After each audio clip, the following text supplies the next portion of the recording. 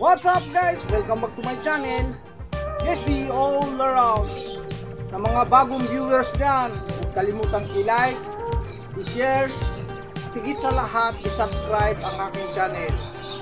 Ngayon, ang pag-uusapan natin ngayon, nandito ako ngayon sa aking guppy breeder pan. Yung aking mga pan ay palanggana lamang. Ayan, palanggana lamang.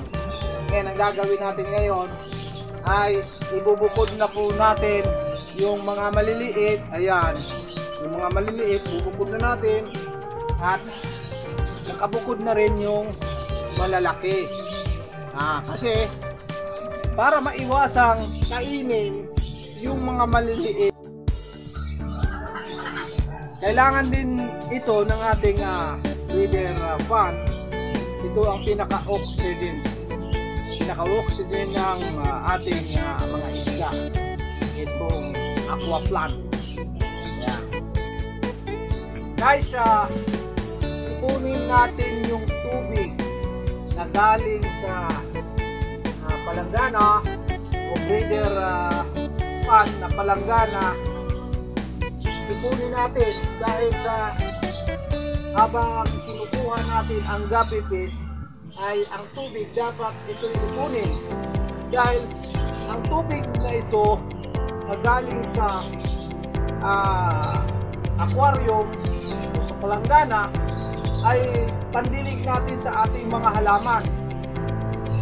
Napakatindi ng nutrients ng tubig na ito, nagbibigay pataba ng ating mga halaman. Habang kinukuha natin yung tubig, nasasala naman dito yung isda o yung guppy sa sala. Kaya tubig lang ang napupunta sa palanggana. Ayan.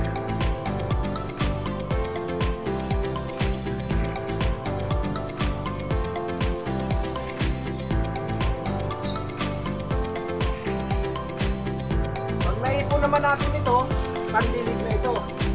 Ito, dinidilig ko sa aking mga halaman.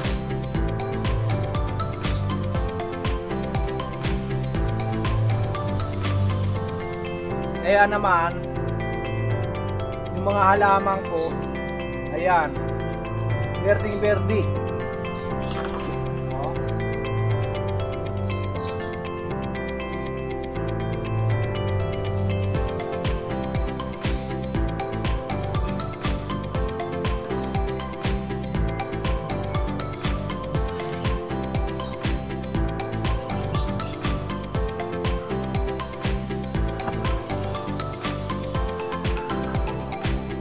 Walang matatapong isda nito, dahil nandito lang natin isda. Habang sinasalok natin, ayan, nasasala naman yung pinaka-guppy.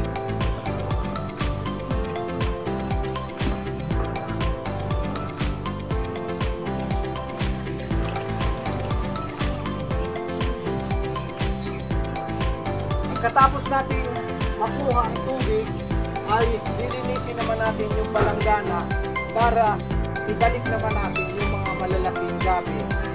Pero yung mga maliliit, mga fry ng guppy ay ibubukod na natin sila.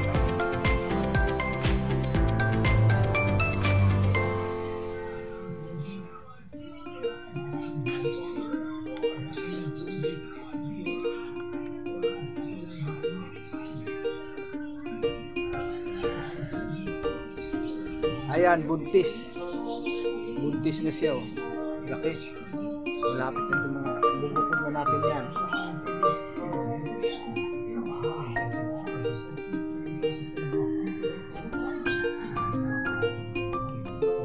Ito pa, malaki na. Ayan, buntis na.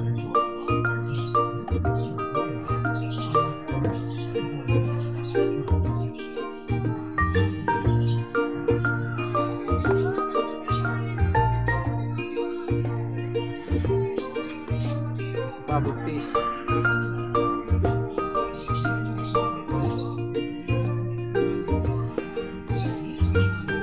Yung ganito namang makukulay ay ano ito, lalaki. na guys. Kita niyo. Naibukod na natin yung maliliit na isda o gapi fish. At ito yung malalaki. Ito ang pinagsama-samang gapi.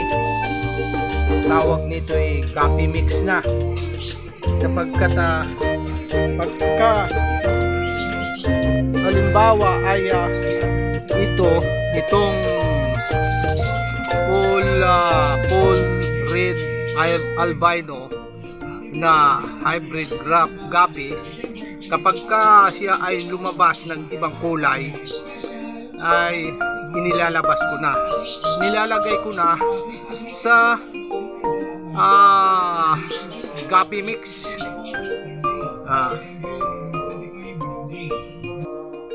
Ito yung mga anak ng full red albino gapi. Yan. So, kapukod siya. Gaping ito ay hybrid, medyo mataas ang presyo. Yan. Ang yellow king cobra. Ito naman, breeder nito ay blue grass gapi. Siguro nanganganak kaya hindi nagpapakita.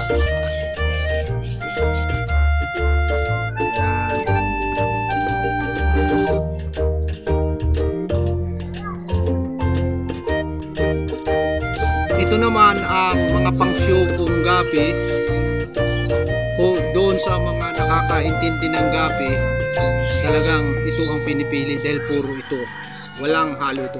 Pinagsama-sama ko na lang yung iba't ibang klaseng gapi. Hindi na ito manganganak dahil puro lalaki siya. Yan, kung halimbawa sasali ako sa show ng gapi, kasi ang mga professional breeder nagtatatag din ng mga show, tournament show, kung saan pagandahan ng mga gapi. Ito, dito ako kumukuha ng pang show. Ngayon, ang purpose nyo naman ay libangan lang, ay dito na kayo sa mga gapi mix. Yan, naghalo-halo ito. Iba't ibang breed na ito. Pagka nakita ko kasi na nag-iiba ang kulay doon sa pinaka-original na breed, ay inilalagay ko na dito. Kaya napakagandang tingnan, nagre-rainbow ang mga kulay nila dahil sa halo-halo ng breed na ito.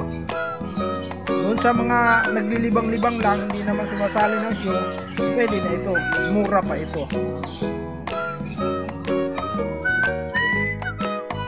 Guys, kung nagustuhan niyo ang aking video, huwag kalimutang i-like, i-share, at mag-comment. At higit sa lahat, i-subscribe ang aking channel. Bye-bye!